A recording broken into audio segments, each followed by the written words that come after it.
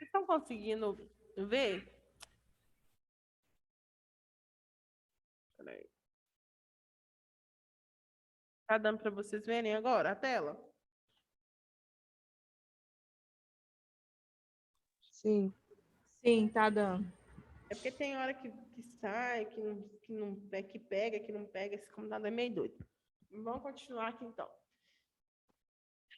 Então, essa questão de choque de geração entra naquela questão que eu estava falando com vocês lá atrás dos filhos, né?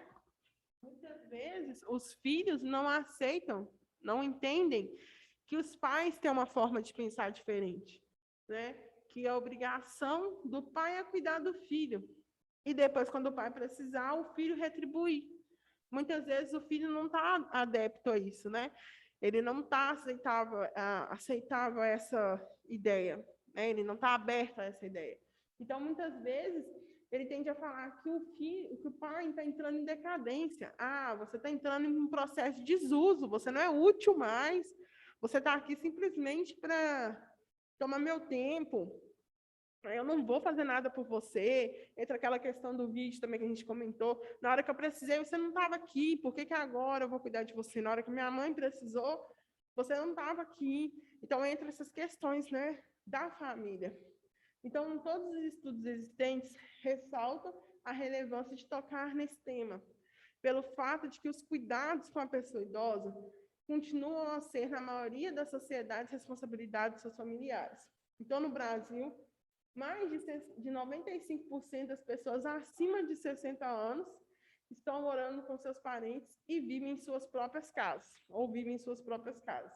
Então, quando não é o familiar que vai para a casa do filho, é o filho que vai para a casa do pai, para cuidar dele. Então, se essa pessoa é responsável por ele, a partir do momento que ela se responsabiliza por ele, ela tem que cuidar dele, ela tem que oferecer para ele o melhor. Tem que dar uma qualidade de vida, uma vida digna, tem que ofertar saúde, né? Então, se a pessoa não tem condição de cuidar desse familiar, tem as instituições, né, de longa permanência, que são os asilos, as casas de repouso, enfim, tem os locais onde tem pessoas que podem cuidar. Então, eu penso particularmente por esse modo. Se você não é capaz de dar o que aquela pessoa precisa, abra a mão para que outra pessoa dê. Eu sou contra maus tratos, eu acho isso um absurdo, porque se não for para mim dar o meu melhor para o próximo, eu prefiro nem me dispor, sabe? Porque a gente está aqui para a gente fazer o melhor pelo próximo. A gente tem que pensar no próximo como um ser humano, né? Enxergar ele como um todo, saber que ele precisa de comer, de beber, de se vestir, né? De fazer as necessidades fisiológicas dele. Então, se for para você prestar um cuidado, que você possibilite que ele faça isso tudo. Agora, se for para você cuidar, para deixar ele largado num canto de qualquer jeito, é preferível você nem pegar para cuidar. É preferível você deixar do jeito que está. Porque para você causar um mal para ele, não vale a pena, não tem sentido você fazer isso. É muita crueldade, eu vejo dessa forma. Então, cerca de 26% de todas as famílias que existe pelo menos uma, tem uma pessoa com mais de 65 anos. Então, esses estudos eles são parcialmente feitos no país, mostram que a maioria das queixas dos velhos, né, dos idosos, contra os filhos, netos ou cônjuges, e outros 7% se referem a parente. Então, quer dizer que é dentro do próprio círculo familiar mesmo, né, a primeira linhagem que a gente fala assim, né, que é os filhos, os netos ou a esposa. Então, as denúncias, elas enfatizam, em primeiro lugar, um abuso econômico, que é a tentativa de apropriação de bens, o abandono material cometido contra ele. Em segundo lugar, vem as agressões físicas. E em terceiro, a recusa do familiar de dar a proteção. Então, a maioria das violências físicas cometidas pelos filhos, que é do sexo masculino, estão associadas ao álcool,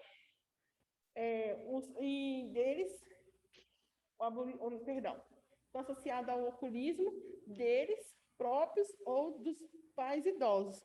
Então, ou é o pai que bebe demais, ou é o filho que bebe demais. Sempre tem um álcool envolvido, né? E a gente sabe que quando a pessoa bebe exageradamente, ela tende a perder o sentido, né? Eu já expliquei para vocês que o nosso cérebro ele tem atração por glicose, e a bebida alcoólica, ela se quebra, se torna em glicose, então isso faz com que a pessoa tenha uma confusão mental. Às vezes a pessoa acha que é o álcool diretamente puro que está fazendo com que a pessoa fique desnorteada, digamos assim, né? Mas não é o excesso de glicose que a bebida faz com que tenha no corpo. Então, geralmente, o agressor ele é familiar e se caracteriza dessa seguinte maneira. Ele vive na mesma casa que a vítima, depende do idoso ou o idoso depende dele, é abusador de álcool e drogas, ou o idoso é dependente dele, é abusador, tem vínculos afetivos frouxos e pouco comunicativo com o idoso, está ali com ele só por estar mesmo, né? Não tem aquele amor, aquele carinho mais, né? Tá ali mais tipo assim, nossa, o que eu estou fazendo aqui? Eu não devia estar aqui, só que sobrou para mim essa bomba, né? Muitos pensam assim. Vive socialmente isolado e assim mantém um idoso. Então, é só porque a pessoa tem uma rotina de vida já de não sair, ela quer que o pai ou a mãe se condicione a esse mesmo jeito de viver. Sofreu ou sofre agressões por parte dos idosos, depressão ou transtorno mental. Então, geralmente, a pessoa, quando ela agride, ela já foi agredida antes. A pessoa, quando ela machuca, ela já foi machucada antes. A pessoa, quando ela é um abusador, ela já foi abusada antes. Então, ela simplesmente está exteriorizando algo que já está dentro dela. E quando ela faz isso com o pai ou com uma mãe, é porque é a forma que ela enxergou o pai e a mãe a vida inteira. Ela enxergou o pai como uma pessoa que sempre batia, que não tinha amor, que não tinha carinho, que bebia. Então, ela vê o pai, quando está passando por uma situação de dificuldade, que precisa de ajuda, como uma pessoa que não merece ser ajudada. Porque enquanto ela crescia e precisava de proteção, isso eu falo em questão familiar, tá, gente? Filhos. Quando ela precisava de proteção, ela não enxergava o pai dela como uma referência de proteção. Ou, às vezes, a mãe como uma referência de proteção. Então, quando a mãe ou o pai vem a precisar, ela entende que ela não tem obrigação de fazer isso por eles. Então, isso é uma coisa muito séria, né? A gente tem que tomar muito cuidado com isso, porque o paciente vai chegar machucado, vai falar que a culpa é do filho, e às vezes essas pessoas que fazem isso não tem cara, tá, gente? Às vezes a gente pensa assim, ah, nossa, mas é uma pessoa tão calma, tão tranquila com os outros. Às vezes, com os outros, ela consegue ser calma e tranquila, mas com a mãe ou com o pai, ela não tem a mesma paciência. Ela não tem o mesmo perfil dentro da casa dela. Né? Então, a gente tem que tomar cuidado, desconfiar se vê esses sinais, né, de agressão e tentar ajudar o idoso. Então, a psicologia do envelhecimento. O papel da psicologia na terceira idade é de grande importância para os idosos, pois estes trazem consigo um risco maior de vulnerabilidade das disfunções, oferecendo a contribuição e a compreensão dos processos, a avaliação comportamental e a reabilitação. No campo do tratamento e da reabilitação, é comum hoje pensar em ações multiprofissionais, alternativas de ajuda aos familiares de idosos acometidos de doenças que causam incapacidade física e cognitiva, organizando-se em grupos de apoio emocional e de formação e de autoajuda. Então, a gerontopsicologia é um ramo da psicologia que também é conhecida como psicologia do envelhecimento, que procura compreender e explicar o comportamento e as atitudes de pessoas, né, das pessoas idosas, a sua personalidade, as emoções e os inúmeros traços do sujeito idoso nos aspectos individuais e interpessoais. Outros profissionais também realizam a prática de proporcionar um apoio psicológico, através de técnicas diversas, as psicoterapias, as terapias ocupacionais, as práticas da psicologia e outros profissionais fazem um conjunto em prol do bem-estar e a inserção social do idoso. É tentar trazer esse idoso para mais próximo da sociedade, né? Mostrar para ele que ele é útil. Volto a frisar isso com vocês. Então, esse profissional ele colabora para que o idoso tenha uma vida plena e feliz. Ele deve procurar o profissional sempre que se sentir descontente, e estiver com algum sintoma de depressão, de isolamento, de se sentir inútil ao estar irado, sem motivo aparente, ou mesmo sem motivação para realizar as tarefas mais simples do dia a dia.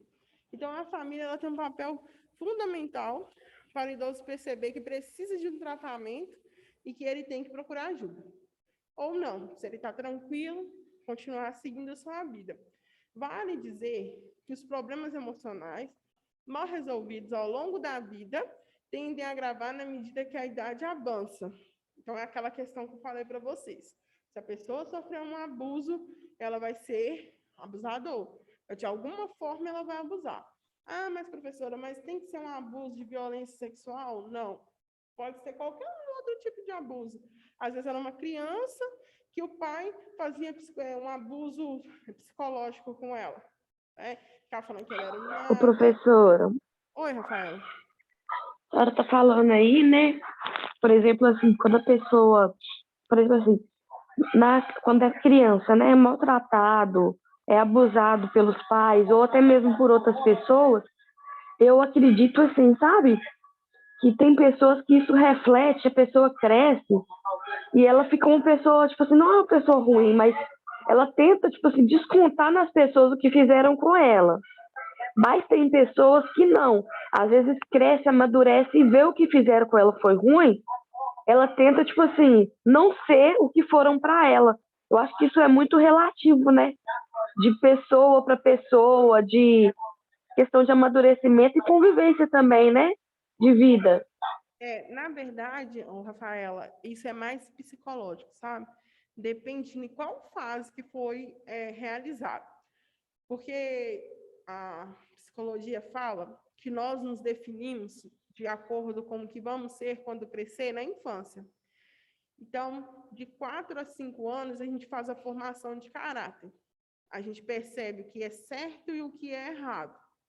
E é nessa fase que os pais têm de atuar mais, sabe? É nessa fase que tem que dizer sim, tem que dizer o não, tem que mostrar o porquê das coisas. Eu não sei se vocês perceberam, mas criança nessa fase é a que mais pergunta. É porque ela está começando a descobrir o mundo e ela quer se questionar dos porquês. Então, vamos supor que uma criança nessa fase, ela sofre uma violência, né? Aí tem 2 tipos de situações. Ela sofre a violência, ela faz o acompanhamento e consegue minimizar os danos. Não quer dizer que ela não vai ter nenhum resquício de que foi abusada. Ela vai conseguir minimizar o trauma.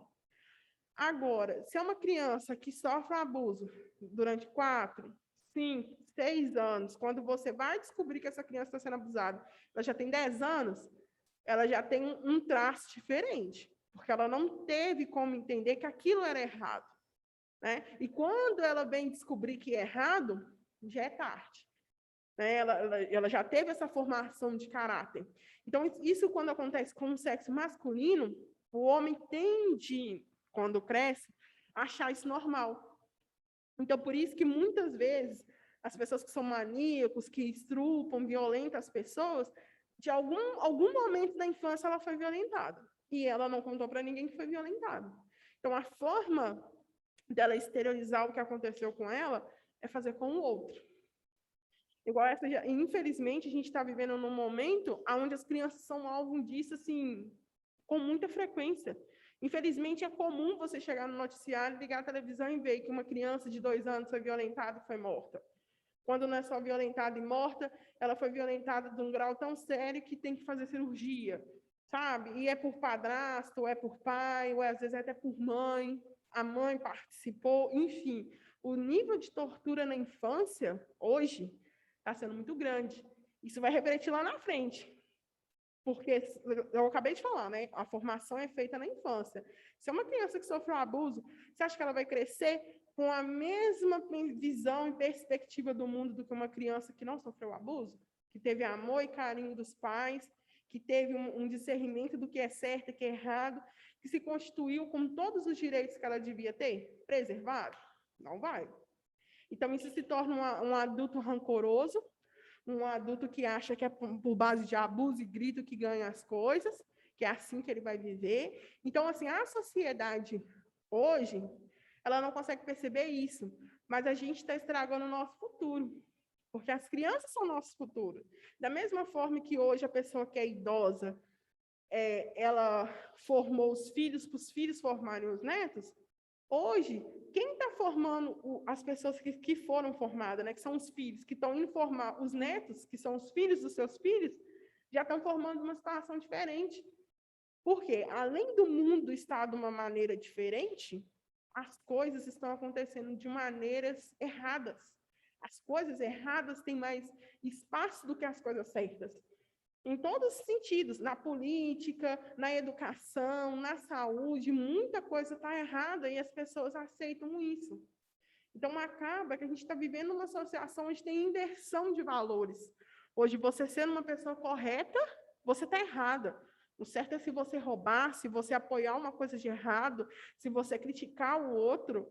É isso que é o certo. O certo hoje não é você elogiar, exaltar e se colocar no lugar do outro. Hoje o certo é você humilhar o outro até que ele não seja nada nem ninguém. Ontem eu estava assistindo um vídeo, por acaso, no TikTok, o cara ligava para mim em chamada de vídeo vestido de coelhinho branco. E ele faz um vídeo vestido de coelhinho rosa. Só para vocês entenderem essa linha de raciocínio. Aí perguntou para a menina assim, falou assim, oi, aí ela falou com ele assim, oi, nossa, parece um cara que veste de coelhinho rosa. Aí ele virou e falou assim, é mesmo? E você gosta dos vídeos dele?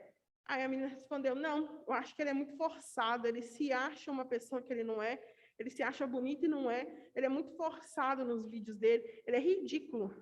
Na hora que ela terminou de falar isso, o rapaz tirou a máscara do coelhinho e era ele. O que ela fez? Pegou e desligou a ligação. Então, hoje é muito fácil as pessoas atacarem o outro sem saber o que o outro passa, o que o outro vive, sem se colocar no lugar do outro. Então, infelizmente, acaba que a gente passa essa base para as crianças, porque as crianças têm acesso a essa tecnologia. E por que eu estou falando isso? Você pode falar, não, professor, você está estendendo lá de criança para falar no idoso? Estou. Porque é essa criança que vai cuidar de você quando você estiver mais velho. Porque hoje você tem 20, 30, 35 anos, 40, e seu filho tem 5, 10, 15, é a geração TikTok. Então, é a geração que entende que é o certo é abusar do outro, é maltratar o outro. Então, quando você precisar dela lá na frente, ela vai ser o abusador de você, ela que vai abusar de você, é ela que vai te maltratar, é ela que não vai cuidar bem de você. Então, por isso que eu falo que a gente vive numa inversão de valores. Ela sofreu situações na qual você não estava presente para proteger ela, e ela vai jogar essa sacada lá na frente. Então, infelizmente, a gente está vivendo esse momento hoje. E a gente sabe que em 2025, não está longe, a gente vai ser o 6º país mais populoso, com a população idosa. Então, assim, a gente está vendo inversão de valores. A gente vê o quanto as coisas estão mudando. E elas não estão mudando para melhor, elas estão mudando para pior. Então, cabe a gente tentar mudar. Né? A gente que tem uma educação diferente, cresceu numa época diferente, tentar mostrar para eles que não é assim. Que por mais que a internet mostre o errado, eles têm que entender que aquilo é errado. Que aquilo não é certo. Né? Igual essa situação de idoso, ela viralizou porque foi para a internet. Muitas pessoas que viralizaram isso foi porque acharam errado, porque acharam um absurdo essa situação. E o jornal só foi fazer a reportagem por causa disso. Tinha que esperar chegar nesse patamar? Não precisava, né? Não precisava tomar essa magnitude para ter intervido. As pessoas têm que entender que o que é certo, e o que é errado. E isso é muito difícil. É muito difícil, porque isso é cultural.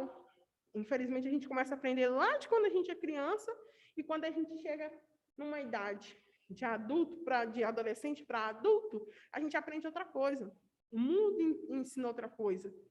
E se você não tem uma pessoa que vai te orientar de uma forma correta e adequada, você chega sendo um abusador no final das contas. Aí, quando o pai, que fez de tudo para o filho, que sempre trabalhou, que deu do bom e do melhor, encontra o filho maltratando ele, abusando dele, tanto psicologicamente como financeiramente, ou até mesmo agredindo, ele para e pensa, mas por que meu filho está fazendo isso comigo? Aonde foi que eu errei? Aonde que eu me perdi no meio do caminho? Às vezes ele não se perdeu, às vezes ele fez tudo o que podia fazer dentro das condições dele no momento, mas o mundo deu uma visão diferente para o filho dele.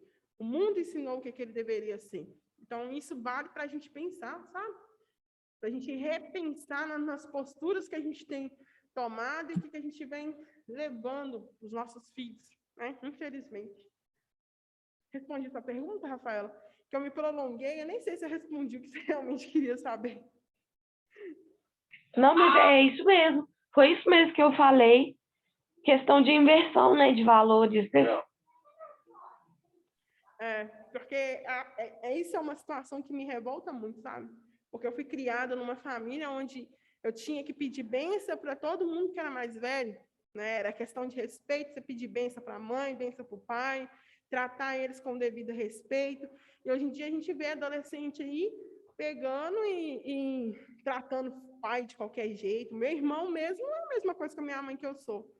Meu irmão tem 17 anos, ele não é a mesma coisa, sabe? E não está tão distante. Minha mãe me criou também, professora, sempre dá benção, os tios, as avós. Tipo assim, meu tio morava em cima da minha casa, onde eu morava com a minha mãe, antes de eu casar. Aí todo dia, toda hora que eu via ele, eu falava, benção, tio. Aí ele até falava, não, Larissa, pode me dar benção. Toda hora que você me dá benção, mas é uma coisa assim, costume. Minha mãe, se eu ligar para ela e não dar benção a ela me xinga toda. Sim, eu ia falar isso aqui agora. Se um dia vocês me presenciarem falando com a minha mãe, às vezes eu digo para minha mãe, eu estou dentro do ônibus, as pessoas olham para mim até com a cara, assim, de susto, porque eu falo com a minha mãe assim... Professora, oi. Eu tenho 31 anos, hein? Aí, às vezes, quando eu ligo para minha avó, eu ligo para minha mãe, eu ligo mais de uma vez às vezes, por dia, né? Uhum. Aí, toda hora eu dou benção a elas, né? Aí, minha avó fica assim, você já me deu benção? Você fica me dando benção toda hora. Você vai lá fora e volta e me dá benção. E meus meninos é a mesma coisa, professor. Aqui na minha casa, a gente ensina eles a mesma coisa, porque eu acho que tem que ter questão de respeito, né? Tipo assim, com os pais, com os avós, com os tios, porque eu aprendi assim. E eu acho que é o certo. Eu também penso dessa linha de raciocínio, sabe, Rafaela, que a gente tem que respeitar, porque quem é mais velho, ele tem bagagem para oferecer para a gente. Ele viveu muito e ele merece respeito, né? Então, assim, tem gente que não pensa assim, não. Acho que tá velho, não sabe de nada. Só tá velho. E eu estava falando do telefone, que às vezes eu tô dentro do ônibus, eu vou atender a minha mãe, eu falo assim, oi, mãe, benção. Aí todo mundo olha assim, tipo assim, nó, quantos trocentos anos essa menina deve ter? Porque a gente não vê, né, os jovens fazendo isso mais. É muito difícil ver um jovem tratando a mãe com respeito, né? Então, assim, já pensa que a gente tem 40 anos nas costas. Ou mais, olha pra gente assim, já fala assim, Então, geralmente, quando a gente faz isso perto dos outros, eles acham esquisito. Igual eu tenho uma prima mesmo, Sim. que ela tem uma filhinha, né? Sim. Aí eu tô assim com ela, que ela é madrinha dos meus meninos. Aí eu falei assim, dá bem essa sua madrinha. Aí depois ela falou comigo que assim, eu acho estranho porque eu não faço isso. Quem não tem o costume de fazer, acha estranho quando vê os outros fazendo. A minha filha também é a mesma coisa, ela dá benção para todo mundo, que eu me ensino ela do mesmo jeito. Aí, às vezes, ela vai dar benção para a madrinha dela, também a madrinha dela responde e fala assim, eu acho tão bonitinha. Eu falei assim, não é bonita, é questão de respeito. Né? Meus meninos dão benção até um pro outro. Eles acordam, bom dia, benção. O tio do meu marido, eu chamo ele de tio, né, professora? Aí, os sobrinhos dele, assim, não tem esse costume, só os mais velhos, né? Os mais novos não tem. Sim. Aí eu toda hora que eu vejo ele, eu falo, benção de Rodrigo, benção de Rodrigo. Aí ele, não, minha filha, chega de dar benção, não sei o quê. Aí eu falei, mas é costume da minha Minha família. avó também é desse jeito. É porque a gente Velho, que tem esse eu dou benção a todo mundo, de menos minha mãe, vocês acreditam? É raridade eu dar benção a ela. Eu, meus tios, todo mundo eu dou benção, é raridade eu dar benção à mãe. Ué, mas a sua mãe que é a No principal, muito não. raro. E Sua é mãe que é muito a raro, principal, você tem sério. que dar benção a ela. E é muito raro, acho que até do jeito que foi criado. Levantava de manhã, nunca dava benção. E meus tios, como moravam longe, eu vinha ver, aí já costumava dar benção. Tem que dar benção para todo mundo tá mais velho. Devia ser cultura, devia ser obrigatório, né? É igual antigamente. Fugindo um pouquinho aqui, mas é igual antigamente. Quem tem seus 22 anos pegou essa época, que tinha que pegar na escola e fazer, antes de entrar para a sala, cantar o hino nacional. Era obrigatório. Não sei quem lembra, quem estudou na época, deve te lembrar. Era obrigatório. Todo mundo sabia o hino nacional de cor. Porque Na aí minha escola depois, era toda sexta. Tinha que fazer o hino ficava olhando nacional. se você estava cantando o hino nacional ainda, para ver se você não estava enrolando, fazendo uma enrolada lá e fingir que estava cantando. Não sei se com vocês era assim também. Comigo na minha escola tinha que ficar cantando bonitinho. E hoje em dia você não pergunta, pede um adolescente para cantar o hino nacional aí. Não sabe. Meu irmão mesmo não sabe. Então vamos continuar aqui. O tratamento psicológico para a terceira idade não é tão diferente das terapias para as outras faixas etárias, pois o que ele busca é o bem-estar da pessoa de acordo com o padrão de bem-estar dela, a Joana, ajudando-a a lidar com as adversidades sem sofrimento, auxiliando a usufruir melhor da vida e colaborando para que ela continue elaborando e realizando seus projetos de vida em busca de uma vida plena e feliz. Algumas medidas são utilizadas no acompanhamento dos idosos, inclusive na questão de inserção social, pois o envelhecimento social da população traz uma modificação no status do velho e no relacionamento dele com outras pessoas.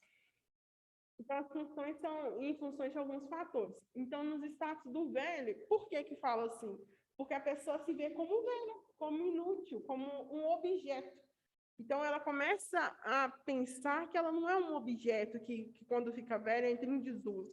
Que ela é um ser humano, que ela tem os direitos dela, que ela tem as suas particularidades, na qual devem ser respeitadas, e ela deve ser tratada de acordo com a sua necessidade. Então, ela para de se enxergar como um velho e começa a se pensar como um ser humano mesmo. Então, aspectos psicológicos e as medidas para minimizar. Então, a dificuldade de se adaptar a novos papéis. Então, deve ser feita a manutenção do contato com pessoas da mesma idade. Então, por que da importância de ter um grupo de terceira idade? Porque ele vai conversar com pessoas da mesma idade, que viveram na mesma época e que provavelmente vão ter a mesma linha de raciocínio. Então, a falta de motivação e dificuldade para planejar o futuro. Então, deve-se estimular constante estabelecimento de meta a longo, médio e curto prazo. Isso aqui, gente, não é só para idoso, não, é até para a gente mesmo, sabe? Porque acaba com a correria do dia a dia, a gente deixa de fazer algumas coisas, a gente deixa de se permitir a ter um plano traçado. Então, quando a gente coloca metas para a gente estabelecer, a gente se sente valorizado, a gente sente que a gente conseguiu fazer. O que é uma meta para um idoso? Às vezes, ele não consegue caminhar daqui até no final do corredor. Coloca essa meta para ele, que ele vai exercitando todo dia e um dia ele vai conseguir chegar lá, né? Ao médio prazo. Ele quer tentar fazer uma atividade que ele nunca conseguiu na vida, então começa a trabalhar com ele para ele fazer essa atividade. A longo prazo, ele tem vontade de fazer uma viagem, de conhecer o mundo. Então, vamos trabalhar para ele conhecer o mundo? O que ele precisa? Ele precisa de fazer uma bateria de exames? Precisa. Ele precisa planejar o destino dele? Precisa. Então, vamos ajudar ele a organizar as ideias para conseguir alcançar o que ele deseja?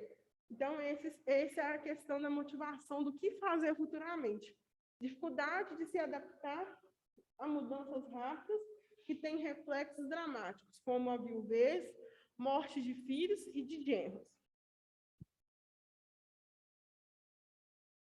Eu não sei se vocês já perceberam, mas tem muita pessoa idosa que ela considera genro e nora filho. Então, quando morre, parece que morreu realmente um filho para ela. Ela sofre da mesma forma que a mãe daquela pessoa está sofrendo, né? Então, o que a gente tem que fazer? Uma manutenção do contato com pessoas da mesma idade, visita de netos e estabelecer metas. A gente tem que tentar tirar aquele pensamento da cabeça dela. Eu digo isso porque a gente vivenciou isso também. Quando meu pai faleceu, foi um baque para todo mundo. Meu pai faleceu com 53 anos, morreu muito novo. Então, para minha avó, ela não tinha perdido só o marido da minha mãe. Não era só o marido da minha mãe. Para ela, era um filho. Ela considerava o meu pai como um filho. Ela tratava meu pai melhor do que minha mãe. Era até engraçado. Ela fazia mais coisa com meu pai do que com minha mãe. Parecia que era ele que era o filho dela. Então, quando ela perdeu meu pai, ela ficou muito triste, sabe? Então, a gente falou com ela, tentou fazer com que ela não sofresse tanto, como se fosse fácil, né? A gente já estava sofrendo pelo momento, mas a gente fez de tudo para que ela não se sentisse tão fragilizada com o momento. Alterações psíquicas que existem no tratamento. Então, a medida para minimizar o uso de medicamentos, visita ao médico profissional ou médico geriatra, depressão, hipocondria, somatização, paranoia e suicídio. Hipocondria é a pessoa que ela tende a achar que sempre tem algum problema com ela. E a somatização é aquela pessoa que consegue captar o que está de ruim no outro e carregar para ela, sabe? É como se ela fosse tipo um imã. Ela vai puxando tudo aquilo que de ruim que está acontecendo ao redor dela e vai somando. Então, ela acaba ficando doente por causa disso. Então, a manutenção dos hábitos religiosos, uso de medicamentos, atividades que ocupem um tempo, como ginástica, alongamento, natação, caminhada, ciclismo, tênis e futebol. É claro, gente, que ciclismo, tênis e futebol é de acordo com a capacidade do paciente, tá? Às vezes o paciente nem consegue andar, você vai fazer ele correr, vai correr atrás de uma bola. É aquela questão que eu falei com vocês lá atrás, que cada atividade ela é pensada de acordo com a capacidade do paciente de desenvolver aquela função. Baixa autoestima e autoimagem, então a manutenção de estímulos positivos, reconhecendo a vida como um processo contínuo, como cada momento é um aprendizado. Isso também não é só para o idoso, é para a gente também. Que as coisas vão acontecer, a gente vai mudar, os aspectos vão ser diferentes, mas a gente não pode perder a nossa essência, quem a gente é de verdade.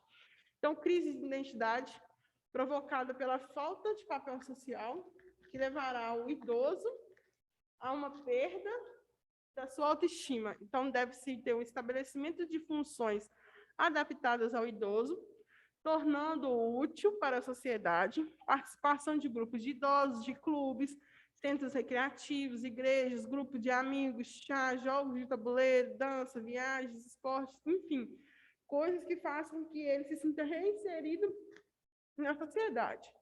Mudança de papéis na família, no trabalho e na sociedade. O que significa isso? Quando o idoso sempre foi o provedor da casa, chega um momento que vai ter alguém que vai auxiliar ele nas despesas. Ele para de ser o centro de referência para tudo e tem outra pessoa que vai pagar as contas, que vai fazer a feira do mês, digamos assim, né? Vai assumir a responsabilidade pela alimentação. Então, ele se sente numa inversão de papéis. Né? Ele deixa de se sentir como um provedor para ser um cuidado. Então, com isso, deve-se fazer o quê? Com o aumento do seu tempo de vida, deverá adequá-lo a novos papéis, como literatura, organização de biblioteca, oratória, cursos, seminários, corais, também de acordo com a capacidade do paciente, tá, gente? A aposentadoria geralmente gera satisfação, mas com o passar do tempo ela gera depressão. Por quê? Porque no início é ótimo, né? É como a gente tira férias do serviço. Nas primeiras 2 semanas está ótimo. Não, eu estou feliz demais, né? Tirei férias, não tenho que acordar cedo. Nem 2 semanas é muito. Nos primeiros 7 dias é ótimo. Aí dá 10 dias você já começa. Não, era para mim estar trabalhando, né? O pessoal deve estar sentindo falta de mim. Dá 15 dias você já começa. Não aguento ficar dentro de casa mais. Negócio de acordar tarde todo dia, não dá certo. Na aposentadoria, vai um pouquinho além. No início é perfeito, porque a pessoa começa a descansar, sente que não tem responsabilidade. Aí depois o tempo vai passando, ele começa a sentir o quê? Falta de ter responsabilidade. Ele é uma pessoa que foi responsável a vida inteira e fica assim, mas por que não tem nada para me fazer, gente? Não, tem que arrumar alguma coisa para me fazer. Não posso ficar dentro de casa mais, não. Tem gente que aposenta e arruma serviço para continuar trabalhando, porque não aguenta ficar dentro de casa. Então, assim, o que a gente pode fazer por esses pacientes, né? Preparar um idoso para não se isolar, manter-se ativo dentro das suas possibilidades, ativar o trabalho intelectual, então vai fazer com que ele trabalhe a mente, né? Contato com música, artes plásticas, cursos gratuitos em associação, contato com artesanato, coleções, cerâmica, montagem de antiquários.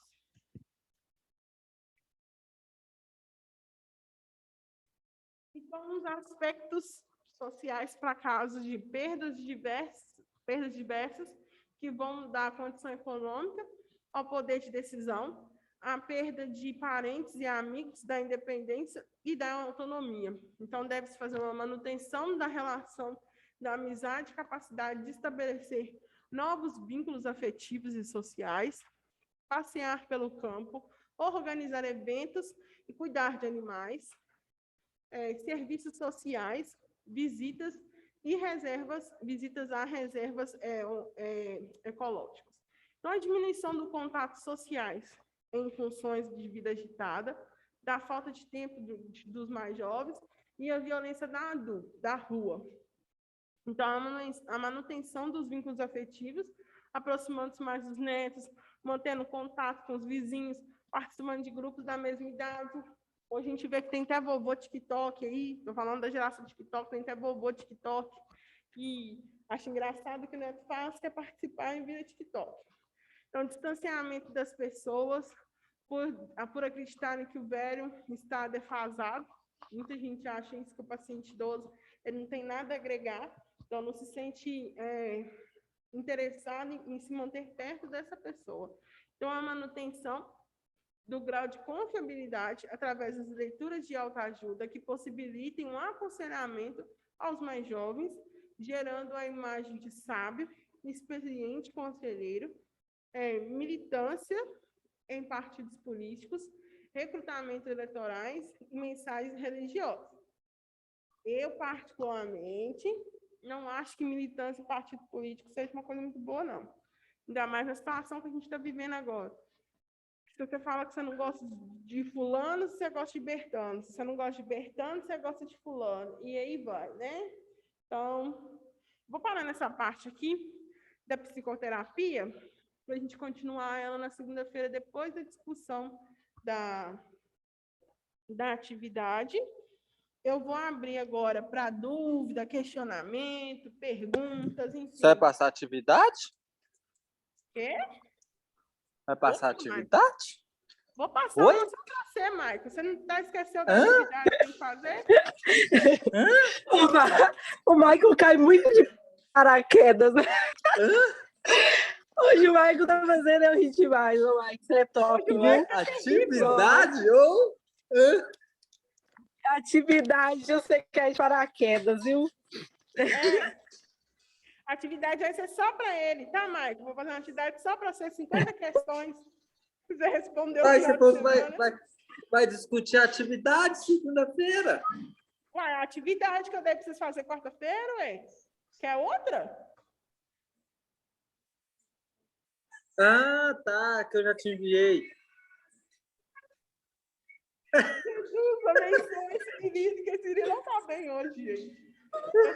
Ele não tá bem. O Michael hoje não tá bem. Tô goiano. Você não tá bem hoje.